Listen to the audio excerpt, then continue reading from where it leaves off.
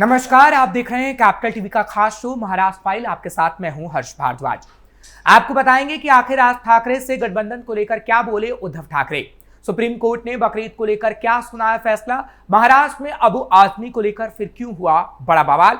India गठबंधन में किसने बनाया नया प्लान। महाराष्ट्र के नागपुर की रहने वाली सुनीता ने पाकिस्तान के लिए कब कब की जासूसी। लेकिन तमाम बड़ी खबरों में आगे बढ़ने से पहले एक नजर डालते हैं महाराष्ट्र की टॉप हेडलाइन पर।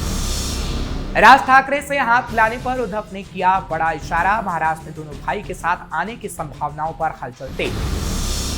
सुप्रीम कोर्ट ने बकरीद पर महाराष्ट्र के विशालगढ़ किले में दरगाह पर कुर्बानी के खिलाफ दायर याचिका पर जल्द सुनवाई से किया इनकार। बकरीद से पहले छिड़ा घमासान, अबू आजमी ने साधा बीजेपी पर निशाना, कहा मुसलमानों पर लगाई जा रही है पाबंदी। पवार केजरीवाल की दूरी, ममता आ रही है करीब। इंडिया गठबंधन में सियासी गेम प्लान तैयार। लद्दाख के जरिए पाकिस्तान पहुंच गई थी महाराष्ट्र के नागपुर की रहने वाली सुनीता। मोबाइल में मिले जासूसी वाले ऐप। खबरों में सबसे पहले बात करेंगे राज ठाकरे उद्धव ठाकरे की। महाराष्ट्र में राज ठाकरे उद्धव ठाकरे के एक होने की अटकलें लंबे समय से लग रही हैं। शुक्रवार को मातोश्री में पहली बार उद्धव ठाकरे से सीधा सवाल हुआ तो उन्होंने भी मुस्कुराते हुए कहा कि हम आपकी खबर के बारे में बताना चाहते हैं। महाराष्ट्र में लंबे समय से अटकलें हैं कि मुंबई बीएमसी चुनावों से पहले ठाकरे परिवार एकजुट हो सकता है। ऐसे में महाराष्ट्र नवनिर्माण सेना, मनसे और शिवसेना यूबीटी दोनों का गठबंधन हो सकता है। मातोश्री में प्रेस कॉन्फ्रेंस में पहली बार उद्धव ठाकरे दो भाइयों के एक होने के मुद्दे पर कैमरे पर बोले हैं। उद्धव ठाकरे ने कहा कि महाराष्ट्र के मन में जो है वही होगा। शिव सैनिकों के मन में कोई भ्रम नहीं है और मनसे के सैनिकों में भी कोई भ्रम नहीं है। हम आपको सीधी खबर देंगे। राज ठाकरे ने महेश मांजरेकर के पॉडकास्ट में कहा था कि उनके मतभेद इतने बड़े नहीं हैं, वो महाराष्ट्र के अच्छे के लिए काम करेंगे। इसके बाद मनसे और शिवसेना के एक होने की अटकलें लग रही हैं। मुंबई में दोनों भाइयों के साथ आने का एक पोस्टर भी लग गया था। उद्धव ठाकरे का यह बयान ऐसे वक्त पर आया है जब एक दिन पहले ही राज ठाकरे के बेटे अमित ठाकरे ने कहा है कि गठबंधन की बात मीडिया में नहीं होती है। इसके लिए पिता राज ठाकरे, काका उद्धव ठाकरे आपस में सीधी बात करें। अमित ने आगे कहा था कि इसके लिए मेरे पिता और काका को आपस में सीधी बात करनी चाहिए। दोनों के पास एक दूसरे के फोन नंबर हैं। अमित ठाकरे ने कहा कि हर सुबह कोई ना कोई उठकर गठबंधन के बारे में कुछ ना कुछ जरूर कहता है, लेकिन वो किसे बेवकूफ बनाने की कोशिश कर रहे हैं। अगर वाकई में गठबंधन करना है तो इसके लिए दोनों भाइयों राज और उद्धव ठाकरे को बात करनी होगी। मीडिया में बात करने से गठबंधन का फैसला नहीं होता है। उद्धव ठाकरे की अगुवाई वाली यूबीटी प्रवक्ता संजय राउत ने पहले ही मनसे के साथ गठबंधन को लेकर बयान दिया था। उन्होंने कहा था कि महाराष्ट्र सीट के लिए हम लोग कोई भी त्याग करने के लिए तैयार हैं। राउत ने कहा था कि मदर डेयरी के अलावा धारावी की जमीन अडानी को दे दी गई। ऐसे में महाराष्ट्र के हितों की रक्षा करने की बात करने वाले राज ठाकरे के अलावा प्रकाश आंबेडकर जैसे नेता हमारे साथ आते हैं तो हम मिलकर महायुति सरकार का मुकाबला कर सकते हैं। कोल्हापुर जिले के विशालगढ़ किले में कुर्बानी देने के बॉम्बे हाईकोर्ट के फैसले के खिलाफ दायर याचिका पर जल्द सुनवाई से सुप्रीम कोर्ट ने इनकार कर दिया है। जस्टिस संजय करोल और जस्टिस सतीश चंद्र शर्मा की पीठ ने याचिकाकर्ता के वकील से पूछा कि इतनी जल्दी क्या है। कोर्ट ने कहा कि संरक्षित स्मारकों में विभिन्न धार्मिक गतिविधियों की अनुमति है। कोर्ट ने कहा कि हाईकोर्ट के आदेश में शर्तें लगाई गई हैं। याचिकाकर्ता ने कोर्ट से आज ही सुनवाई करने का अनुरोध किया था, जिसे कोर्ट ने इनकार कर दिया। याचिकाकर्ता के वकील ने कोर्ट से कहा कि यह संरक्षित स्मारक है, यहां कुर्बानी की अनुमति नहीं मिलनी चाहिए। ये फैसला बकरीद और इस दरगाह पर होने वाले उर्स के मद्देनजर दिया गया है। इस किले के अंदर हिंदू लगातार मुस्लिम अतिक्रमण की बात दोहराते रहे हैं। बॉम्बे हाईकोर्ट ने हजरत पीर मलिक रेहान दरगाह ट्रस्ट की अंतरिम याचिका पर सुनवाई के बाद कुछ शर्तों के साथ अनुमति दी है। कोर्ट ने कहा था कि यह आदेश न केवल दरगाह न्यास पर लागू होगा बल्कि अन्य श्रद्धालुओं पर भी लागू होगा। ट्रस्ट ने राज्य सरकार के विभिन्न विभागों, पुरातत्व निदेशालय, कोल्हापुर पुलिस अधीक्षक और जिला परिषद के मुख्य कार्यकारी अधिकारी द्वारा दरगाह परिसर में पशु और पक्षियों की बलि पर लगाए गए प्रतिबंधों को चुनौती दी थी। बकरीद से पहले महाराष्ट्र की सियासत का पारा हाई हो गया है। बीजेपी और समाजवादी पार्टी आमने सामने आ गई है। महाराष्ट्र में समाजवादी पार्टी के विधायक और प्रदेश अध्यक्ष अबू आसिम आजमी ने मस्जिदों से लाउडस्पीकर हटाने और बकरीद को वर्चुअल तरीके से मनाने के मंत्री नीतीश राणे के बयान पर तीखी टिप्पणी की है। उन्होंने कहा कि बीजेपी नेता किरीट सोमैया के पास कोई काम नहीं है, वो समाज में नफरत फैलाने का काम करते हैं। उनके दबाव में आकर पुलिस अदालत के आदेश को कार्यान्वित कर रही है, लेकिन अदालत का आदेश सिर्फ मस्जिदों के लिए नहीं था, बल्कि ध्वनि प्रदूषण से संबंधित तमाम कामों के लिए था। लेकिन सिर्फ मुसलमानों के साथ अन्याय हो रहा है। पुलिस कह रही है कि कोर्ट के दबाव में कार्रवाई हो रही है, लेकिन मेरा मानना है कि बीजेपी के दबाव में ये कार्रवाई हो रही है। सपा नेता ने कहा कि पूरे देश में लाउडस्पीकर का इस्तेमाल किया जाता है, लेकिन सिर्फ मुंबई में ही मस्जिदों पर क्यों कार्रवाई की जा रही है। उन्होंने कहा 2014 से मुसलमानों की तमाम चीजों पर पाबंदी लगाने की कोशिश की जा रही है। ट्रिपल तलाक देख लीजिए, लाउडस्पीकर का मुद्दा देख लीजिए, वक्फ बोर्ड का मुद्दा देख लीजिए। गाय के नाम पर मुसलमानों को मारना आम बात हो गई है। सड़कों पर नमाज नहीं पढ़ने दी जा रही। अबू आजमी भाजपा नेता किरीट सोमैया के दबाव में पुलिस द्वारा मुंबई के मस्जिदों से लाउडस्पीकर हटाने का आरोप लगाते रहे हैं।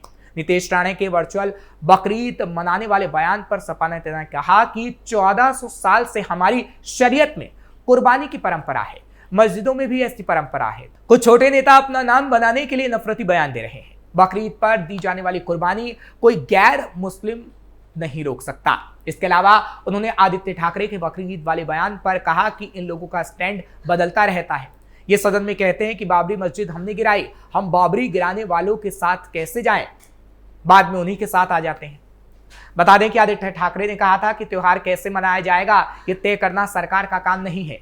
साथ ही साथ अबू आजमी ने बताया कि समाजवादी पार्टी आगामी बीएमसी चुनाव में 150 सीट पर अपने उम्मीदवार उतारेगी। यानी अबू आजमी ने जमकर केंद्र सरकार पर कटाक्ष किया और उद्धव ठाकरे को भी बकरीद पर नहीं छोड़ा। लोकसभा चुनाव में एक साथ आए विपक्षी दलों यानी इंडिया गठबंधन देश की सत्ता में ना आ सका हो, लेकिन बीजेपी को बहुमत के आंकड़े से दूर रखने में जरूर सफल रहा। पीएम मोदी को अपने सहयोगी दलों की बैसाखी के सहारे सरकार बनानी पड़ी, लेकिन एक साल के बाद विपक्षी एकजुटता अब बिखरने लगी है। अरविंद केजरीवाल के बाद एनसीपी प्रमुख शरद पवार इंडिया गठबंधन से दूरी बना रहे हैं, तो टीएमसी प्रमुख ममता बनर्जी करीब आती दिख रही हैं। ऑपरेशन सिंदूर पर संसद का विशेष सत्र बुलाने के लिए कांग्रेस के नेतृत्व में इंडिया गठबंधन की मंगलवार को नई दिल्ली में बैठक हुई। इस बैठक में 16 विपक्षी पार्टियों के नेताओं ने हिस्सा लिया, लेकिन शरद पवार और केजरीवाल की पार्टी से कोई भी शिरकत नहीं कर सका। 2024 में इंडिया गठबंधन से दूरी बनाए रखने वाली ममता बनर्जी की पार्टी टीएमसी से सांसद डेरेक ओब्रायन बैठक में शामिल रहे। ऐसे में आखिर इंडिया गठबंधन में चल क्या रहा है? जो कभी दूर थे वो करीब आ रहे हैं और जो पास थे वो दूरी बनाते नजर आ रहे हैं। इंडिया गठबंधन की ऑपरेशन सिंदूर को लेकर हुई बैठक में 16 विपक्षी दलों के नेताओं ने शिरकत की थी। इस बैठक में Congress, TMC, DMK, Sapa, Shiv Sena UBT, RJD, National Conference, JMM, CPM, CPI, India Union Muslim League, RSP, VSP, Kerala Congress, MDMK और सीपीआई माले के नेता शामिल हुए। इन 16 विपक्षी दलों के नेताओं ने प्रधानमंत्री नरेंद्र मोदी को पत्र लिखकर आग्रह किया कि पहलगाम आतंकी हमले, ऑपरेशन सिंदूर और अमेरिका द्वारा संघर्ष विराम की घोषणा किए जाने से जुड़े मुद्दों पर चर्चा के लिए संसद का विशेष सत्र बुलाया जाए। दरअसल ऑपरेशन सिंदूर के मुद्दे पर संसद का विशेष सत्र बुलाने की मांग को लेकर इंडिया गठबंधन की हुई बैठक से विपक्ष के दो अहम दलों ने दूरी बनाए रखी थी, जिसमें एनसीपी और आम आदमी पार्टी है। इंडिया गठबंधन के प्रमुख घटक राष्ट्रवादी कांग्रेस पार्टी एसपी ने पत्र पर हस्ताक्षर नहीं किए हैं। इंडिया गठबंधन को मूर्त रूप देने वाले नेताओं में शरद पवार का नाम शामिल था। इसके बाद भी शरद पवार बैठक में नहीं पहुंचे, जिसके बाद सवाल उठने लगे हैं कि क्या एनसीपी एस भी इंडिया गठबंधन से बाहर निकलने जा रही है। हालांकि एनसीपी के बैठक में शामिल न होने पर शिवसेना के नेता संजय राउत ने कहा कि लोकसभा में एनसीपी की नेता सुप्रिया सुले हैं, जो विदेश गए प्रतिनिधिमंडल का हिस्सा होने के कारण देश में नहीं है। राउत ने कहा कि शरद पवार साहब भी हमारे साथ ही हैं। पीएम मोदी को लिखे पत्र पर पार्टियों के सदन के नेताओं के हस्ताक्षर हैं। सुप्रिया सुले अभी विदेश गई हैं और प्रतिनिधिमंडल का हिस्सा है। जब मैं मुंबई जाऊंगा तो शरद पवार से बात करूंगा। संजय राउत ने जरूर ये बताने की कोशिश की है कि एनसीपी उनके साथ है, लेकिन शरद पवार पहले ही विशेष सत्र बुलाने की मांग को खारिज कर चुके हैं। शरद पवार ने दो टूक लहजे में कहा था कि यह एक संवेदनशील और गंभीर मुद्दा है। संसद में इस तरह के गंभीर मुद्दे पर चर्चा संभव नहीं है। ऐसी स्थिति में राष्ट्रहित के लिए जानकारी को गोपनीय रखना बेहद जरूरी है। संसद का विशेष सत्र बुलाने के बजाय बेहतर होगा कि हम सब एक साथ सर्वदलीय बैठक करें।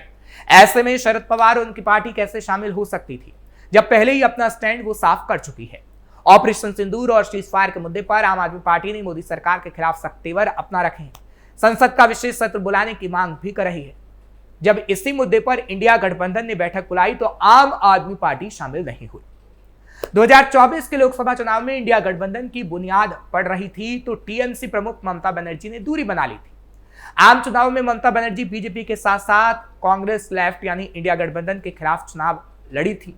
इसके बाद इंडिया गठबंधन की होने वाली बैठकों से दूरी बनाए रखती थी। संसद से लेकर सड़क तक अलग टीएमसी नजर आती थी, लेकिन ऑपरेशन सिंदूर और सीज फायर के बाद ममता बनर्जी के स्टैंड में बड़ा बदलाव दिखा है। कांग्रेस के नेतृत्व वाले इंडिया गठबंधन के साथ खड़ी ही नहीं बल्कि बैठकों में भी टीएमसी शामिल हो रही है। यानी ममता बनर्जी क्या इंडिया गठबंधन को लेकर एक नया प्लान तैयार कर रही हैं, ये सबसे बड़ा सवाल है। महाराष्ट्र के नागपुर की रहने वाली सुनीता जामगड़े के मोबाइल फोन में संदिग्ध स्पाईवेयर जैसे ऐप मिले हैं। पुलिस ने 5 जून को बताया कि सुनीता को पिछले महीने पाकिस्तान द्वारा वापस भेजे जाने के बाद जासूसी के आरोप में हिरासत में लिया गया। अधिकारियों ने बताया कि 43 वर्षीय महिला के पाकिस्तान में घुसने की घटना ने सुरक्षा एजेंसियों के लिए चिंता पैदा कर दी है। एजेंसियां जासूसी से जुड़े संभावित संबंधों की जांच कर रही हैं। कपिलनगर थाने की एक अधिकारी ने बताया कि पुलिस को सुनीता के फोन में कई संदिग्ध एप्लीकेशन भी मिले हैं जिनके स्पाईवेयर होने का संदेह है। इन ऐप्स का मकसद जानने के लिए उनका एनालिसिस किया जा रहा है। आगे बताया गया कि अधिकारी इस बात की जांच कर रहे हैं कि क्या महिला का कोई साथी था जिसने उसे पाकिस्तान जाने में मदद की। उसके मकसद ऐप और उसकी फोन पर हुई बातचीत की प्रकृति के पीछे की सच्चाई विस्तृत फोरेंसिक और खुफिया जांच के बाद ही सामने आएगी। पुलिस के मुताबिक सुनीता ने नियंत्रण रेखा यानी एलओसी पार करने से पहले अपने बेटे को एक होटल में कथित तौर पर छोड़ दिया था। पुलिस ने बताया कि सीमा पार करने के बाद पाकिस्तानी सेना ने सुनीता को पकड़ लिया और उसे हिरासत में रखा जब तक कि उसे आधिकारिक तौर पर भारतीय अधिकारियों को नहीं सौंप दिया गया।